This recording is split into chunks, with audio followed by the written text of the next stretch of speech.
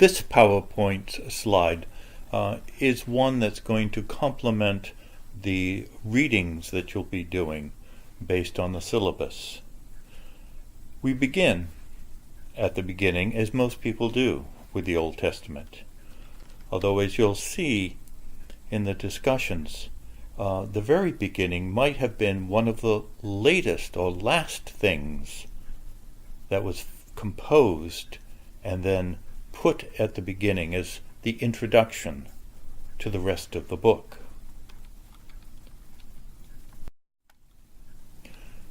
Remember to ask these questions about interpretation or hermeneutics. As you read, put yourself in the position of the original characters in the stories. And what would the story have meant to them? What would it have meant to the author or authors? What did the original hearers, maybe readers, what did they think these stories meant in the context of the ancient world? And then, based on those interpretations, what can it still mean today as it's reread, reapplied, revealed, and researched? You'll see that there are a host of so-called biblical criticisms. Criticism means discernment. It's not a negative term. It's a way of positively teasing out what the original context and contents might have meant.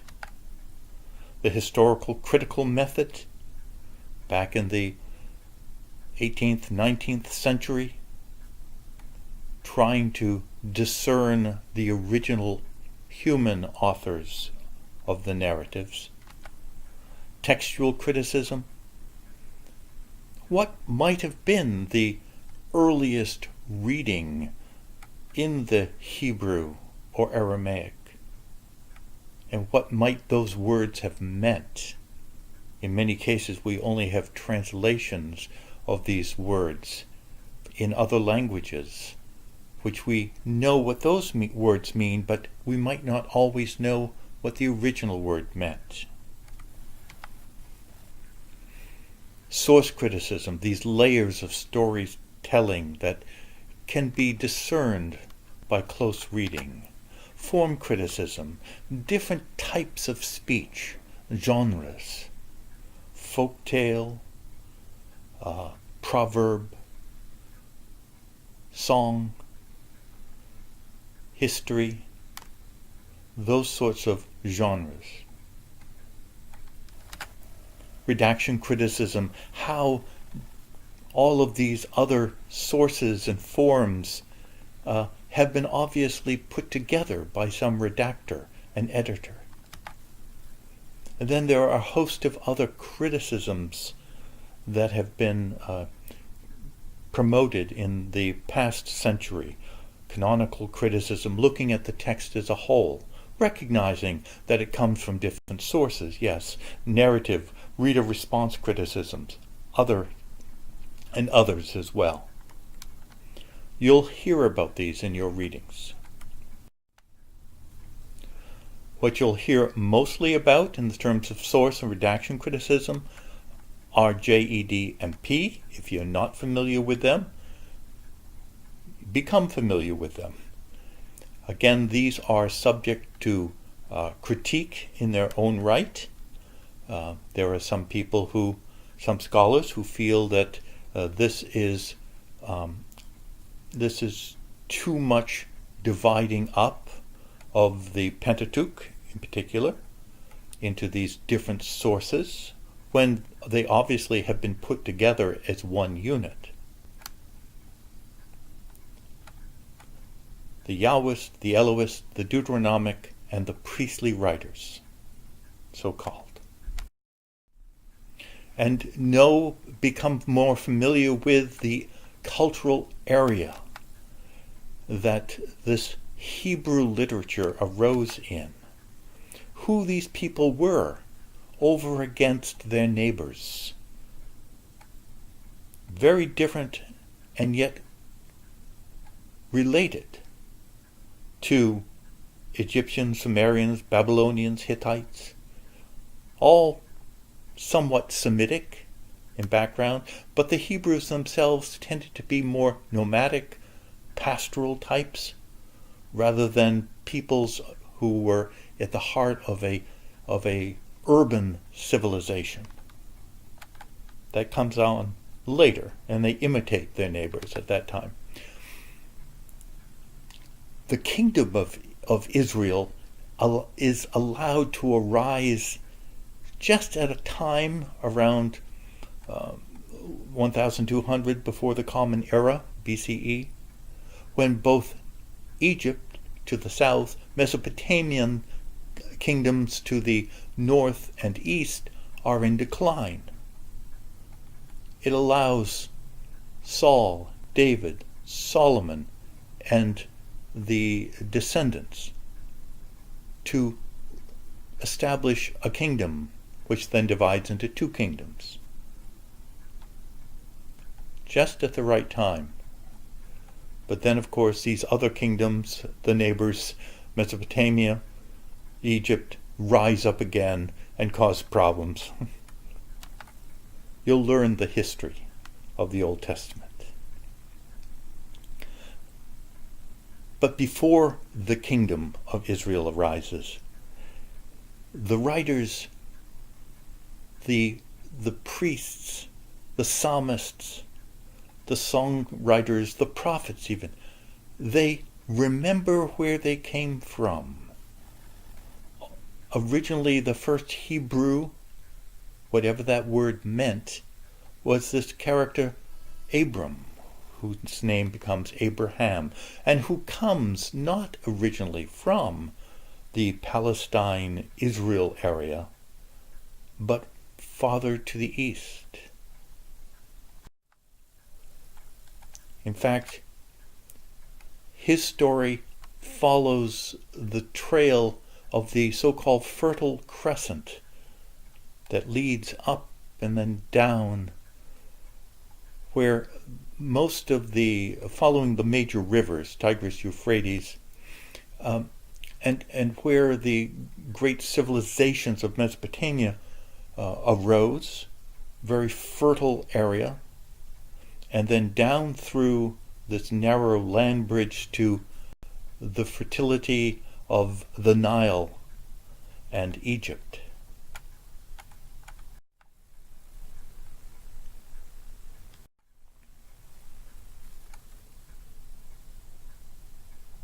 Knowing who these neighbors are is important to knowing who the Hebrews are.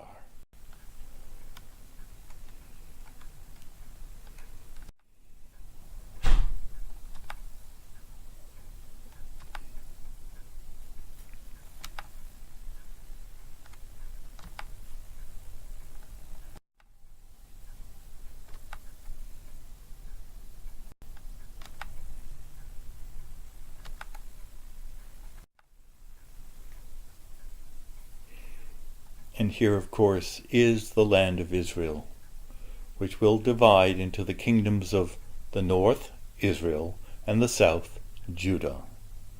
As you relearn the history, Israel will be taken away into exile by the Assyrians, while Judah hangs on for another century or so, till it is taken away into exile by Babylon. The tribes of the north are completely vanished, while the Jews of Judah will return and will remember their history, their stories, going all the way back to the beginning of beginnings, and looking forward to some sort of reestablishment of a covenant kingdom with their God Yahweh. And they write about it and pass it on to us.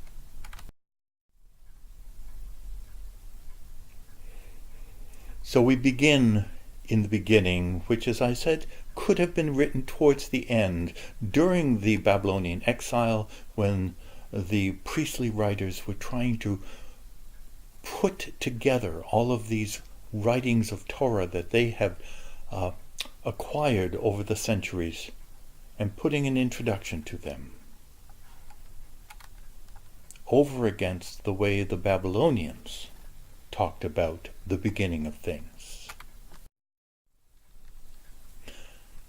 And so you will see in the literature that the scholars will talk routinely about there being two different accounts of creation in the book of Genesis that have been very cleverly put together. The so-called priestly account, which is in the beginning, through chapter 2, verse 4, and some highlights of this, of course, are the 7 days with very methodical explanations of what was created in each day, building up to the creation of a male-female human entities simultaneously created. The point of the story is to set apart this ritual institution of Shabbat, Sabbath,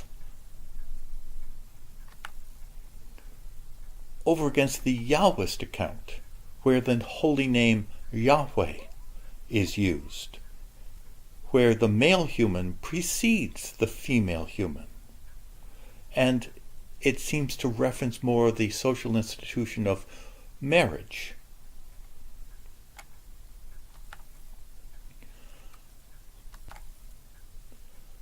The stories of creation are also seen late in the prophetic literature. Isaiah 65, for instance, talking about a new creation, getting back to where we began. There's the wisdom tradition of wisdom, chokhmah, in the Hebrew, which is a female entity who precedes all of creation and seems to assist the helper of Yahweh in creating the world, as seen in Proverbs 8.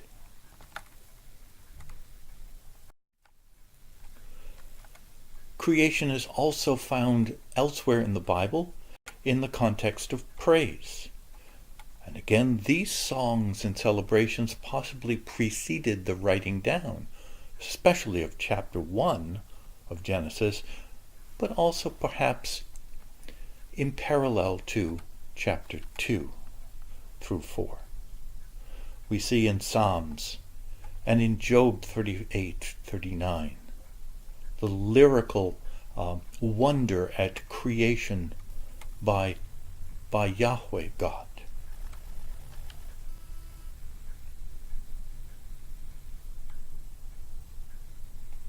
You can see in Psalms like 89 that there are actual references to other gods, and yet the God of the Hebrews is the God of creation.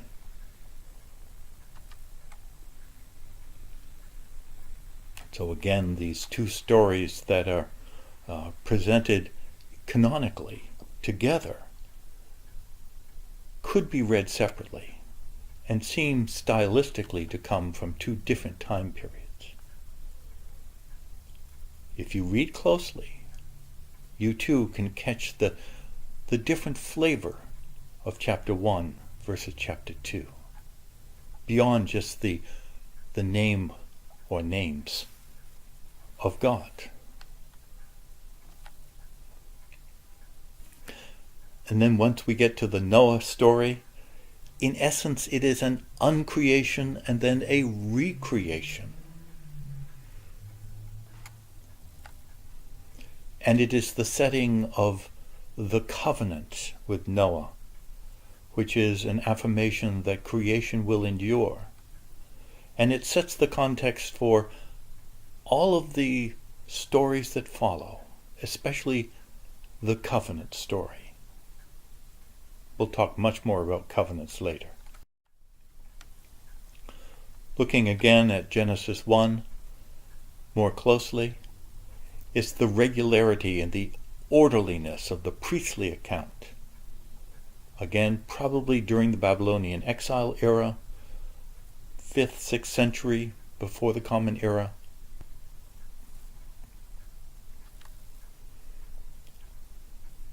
Very familiar, the 6 days climaxing in Shabbat, which is a word play in Hebrew on the number 7, Sheva, Shabbat.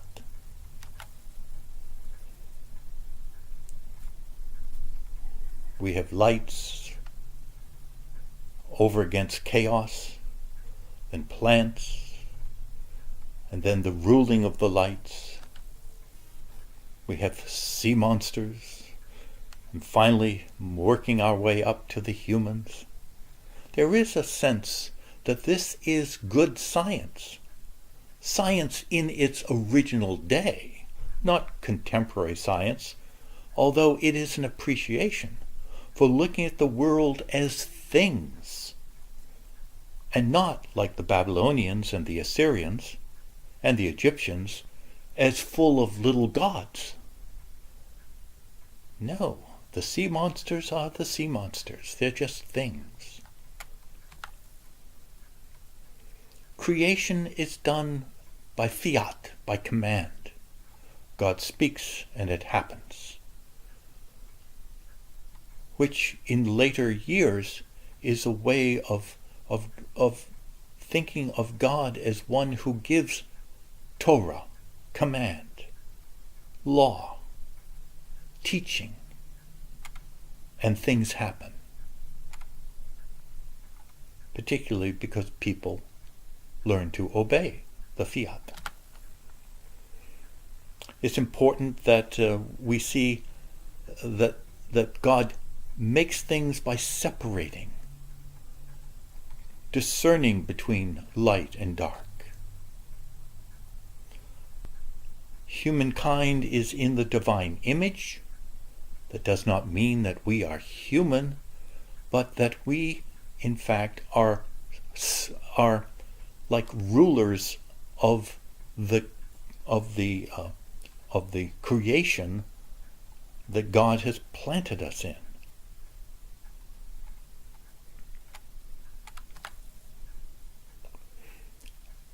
This story is told over against several Babylonian stories and Assyrian ones, particularly the Enuma Elish, which is translated as when on high the gods created things.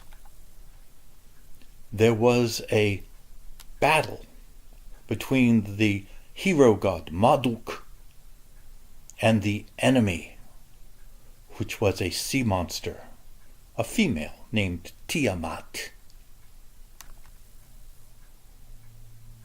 It's often represented in ancient Babylonian iconography.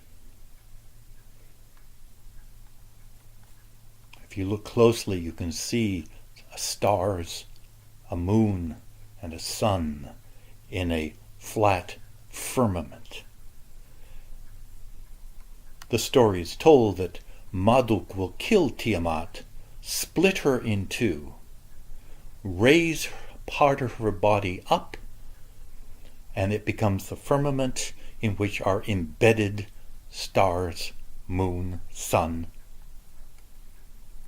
And out of the evil, she was an evil sea monster, of course, out of the evil guts and blood of the lower half, which becomes the earth, Marduk and the gods create Luli Lupus, meaning humans. So they are not created in the image of God. They're created in the image or out of the evil guts of this sea monster. The Hebrews are telling a very different story to affirm who we are from the beginning.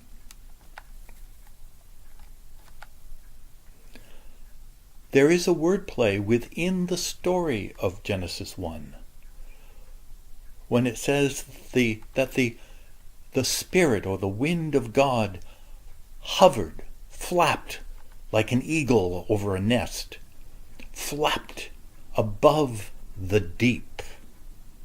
The word in Hebrew for deep is tehom. And if you move that into how Babylonians would have written the word, it becomes the name, the very name of the sea monster, Tiamat. So there is an echo, which gives us a clue that Genesis 1 is written over against the Babylonian story. And the firmament? This is good science. That blue thing above our heads is hard. Don't send your rocket ships up. You're going to bump into the firmament. The Hebrew word has to do with something like metal that's been pounded hard and flat, but then has been put, just as it looks like it is to us, from horizon to horizon, like a half bowl over our head. Good science in its day, but not good contemporary science.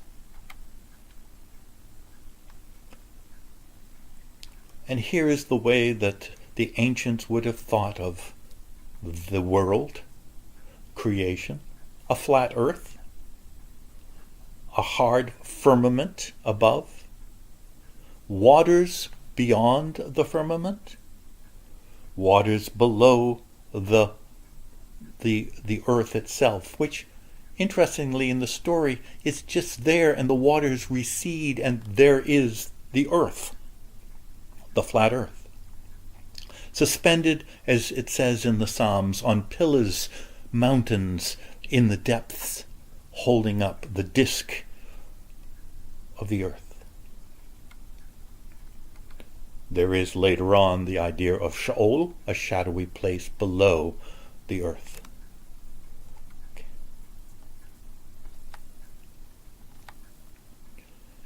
Interestingly, in the Genesis story, after the big light, notice they don't call it the sun at first, it's just called a big light, and the lesser light, the moon, again not named. Why?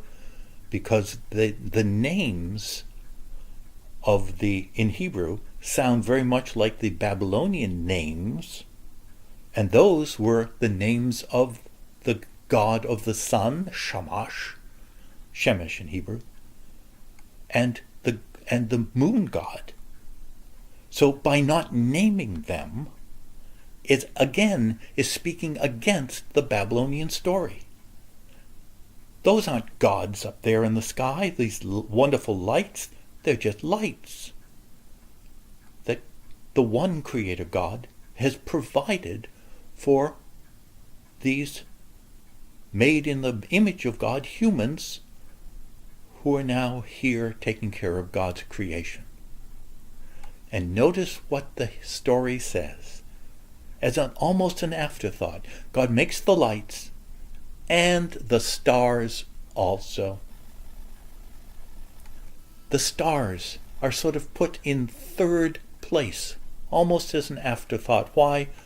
Because in the Babylonian astrology, stars ruled everything. They were the places of the gods. And we know better. And the ancient Hebrews somehow also knew better. They're just little sparks of light. And here you see a representation of the big Marduk, possibly, Babylonian god, sitting under some sort of firmament, but with this big star shining in the middle, with the worshippers coming forward.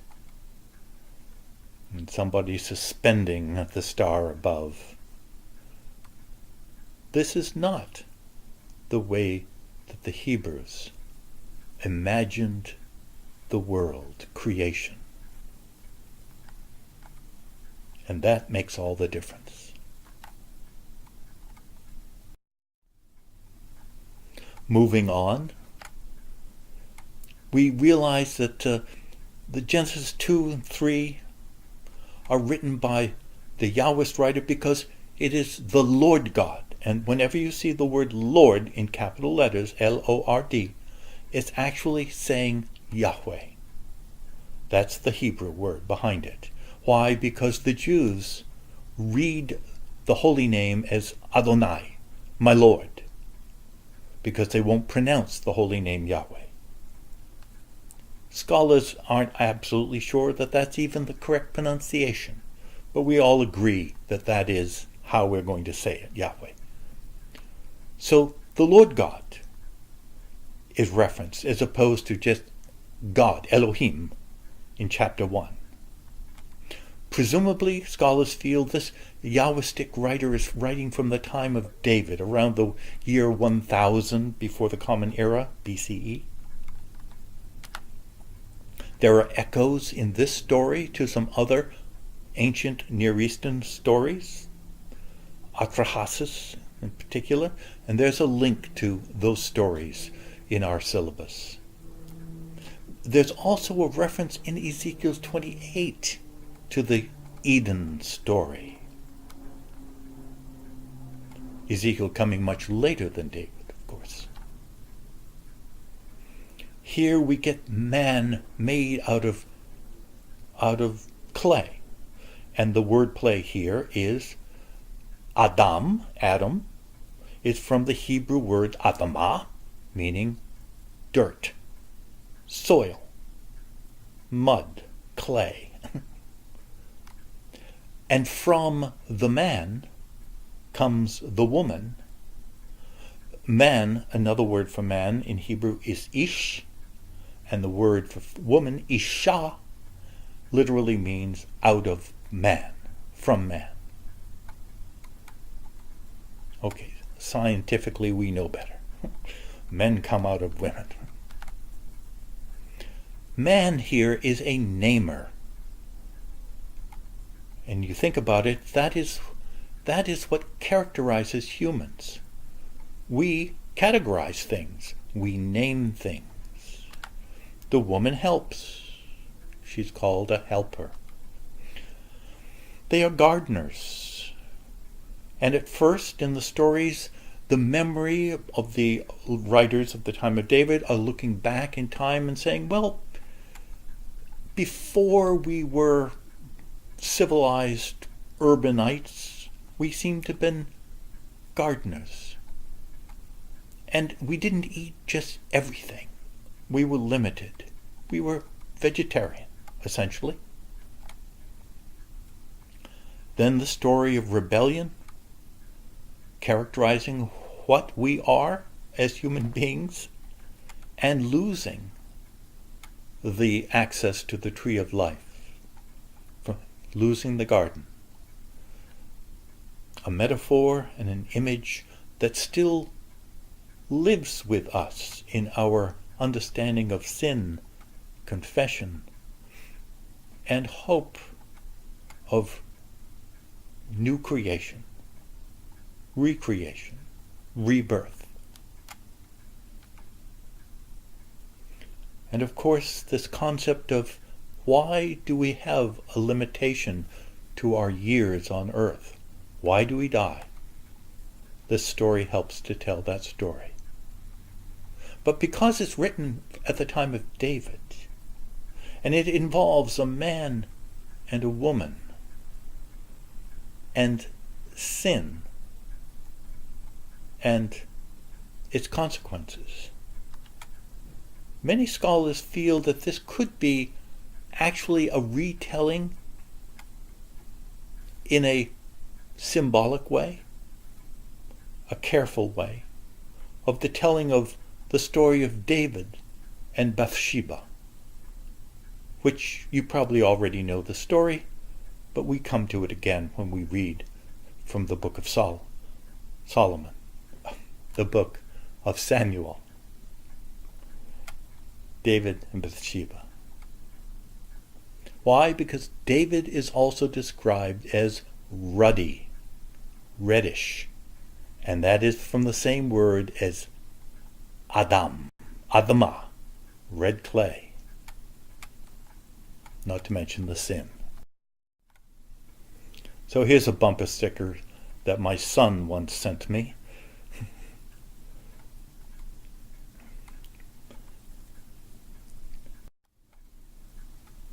The stories continue in Genesis.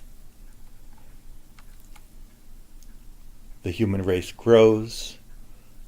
The stories, the unfortunate stories of brothers who don't get along, who are not keeping together.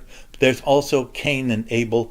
There is some subtext going on here between Cain and the Canaanites, although the spelling is different, the sound is similar, who were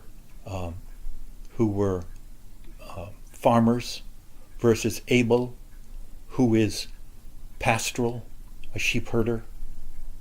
And of course, Abel is the preferred, and Cain is the one who sins. And it sets up the tension that we will see later on between Canaanites and Hebrews. This genealogy between Adam and Noah, accounting for all sorts of different kinds of humans, and where we get different jobs, different focuses, and occasionally interesting people like Enoch. And then we come to Noah. And as you'll see, there are other stories in the ancient world that tell of a similar tale of a flood and a rescue by boat of a select few of humankind. And yet it is the retelling in the Hebrew version that makes it more theological for us, that it is Yahweh God, not these other gods who are dealing with this, and what it leads the Hebrews to believe about themselves, where they come from, how they should behave.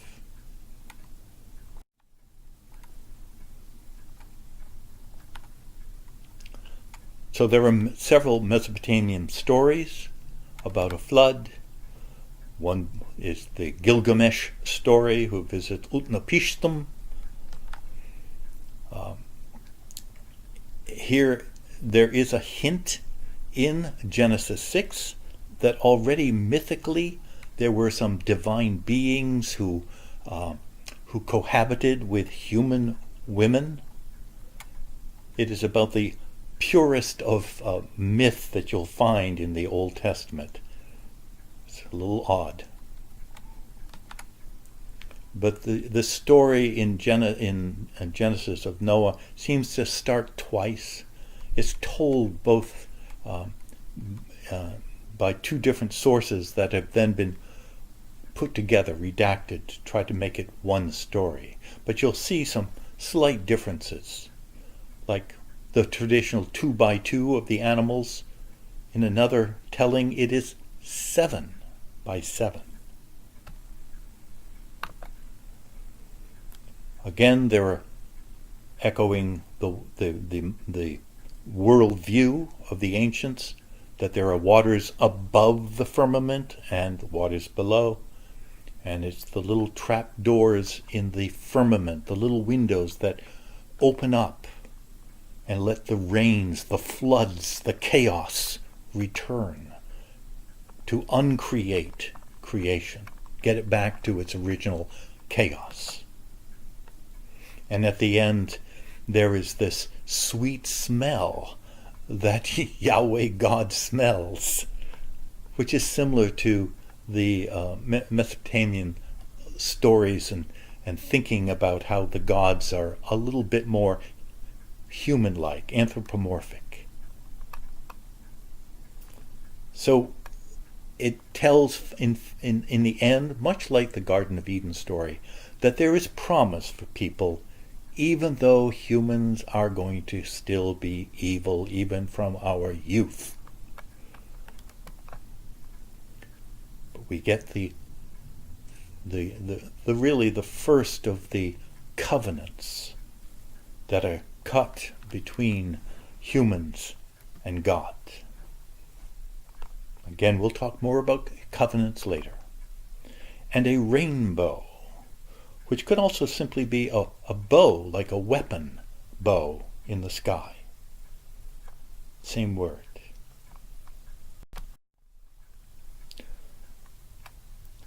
And here is again a Mesopotamian's icon of the Utnapishtim and Gilgamesh story, with some sort of animal being rescued on this floating boat. The other thing that shows up in the Noah story is the way the ancients would tell stories. They structured them in a certain way. Not quite the way we tell stories, but theirs was something called chiasm, meaning in the middle, in this A to A circle, or an X form, you would get A, then part B, then part C, then the middle, then C, then B, then A. It's the middle, where the X is, that the message comes out. So with this story, it's all about the flood. Noah's family enters the ark. After the flood, they come out of the ark. Commanded to take food, commanded not to eat blood once they come out. Covenant with Noah, promised to destroy the earth with a flood. Covenant with Noah at the end, promised not to destroy the earth with a flood. Noah's 3 sons are mentioned at the beginning. The 3 sons are mentioned at the end.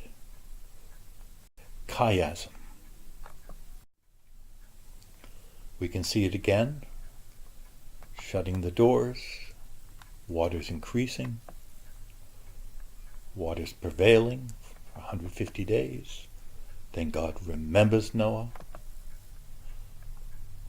150 days the waters go down.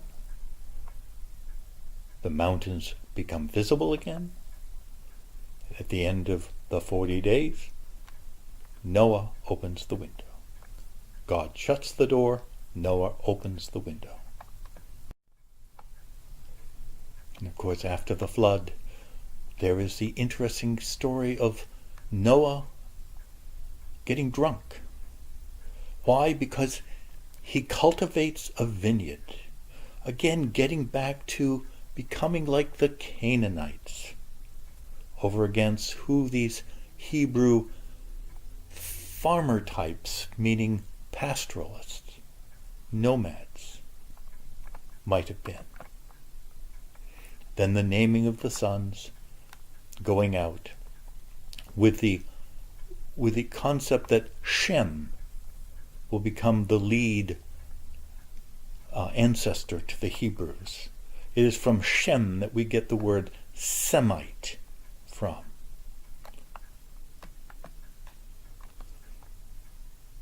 Amazing story of the Tower of Babel, which again is playing over against Babylon. And then the stories running between how Shem leads to Abram, our first Hebrew. So, as I hinted at with the Tower of Babel, there are echoes again of these stories being put together maybe in their final form, although earlier from memories that the Hebrews had been passing along for generations, about how in later exile in Babylon, they are reminding the Hebrews, the Jews by that time, about bad memories of that all along this Babylonian culture with all of its gods, much like the Canaanite presence, which was much more near at hand to the Israelites. These are, in essence, bad memories, that we must resist the religion of Babylon and the Canaanites and the Assyrians and the Egyptians. And along with religion comes the politics, that is, who is ruling, who's setting the policies, the daily customs of how we are supposed to live as good Hebrews. There are moments when there is some very subtle humor. If we read closely, read between the lines. And I'll point out some of those, hopefully, in future mentions. Again, the important thing is demythologizing ancient myths, kicking the Babylonian gods out of the stories, and just letting God, Yahweh God, be the one God. Yahwehizing the story. Letting the history be told through Israel's understanding of truth. That is, that we are in covenant with Yahweh God. So this PowerPoint will end with the primeval history and the Tower of Babel, from where people have been dispersed throughout the world, the known world at that time. Different languages, different peoples, setting the scene for what is to come with the patriarchs and the matriarchs, the Hebrews. And just so you realize that these ancient stories still have some lingering monuments even in the present day, not just as literature, but actual structures from Iraq, modern-day Iraq, ancient Babylon. A picture taken during one of our war times there, recent decades, of a ziggurat, a stairway to the heavens, where Babylonian priests would assume that they could ascend to become like God, forgetting that in our story, God condescends to make humans in the image of God.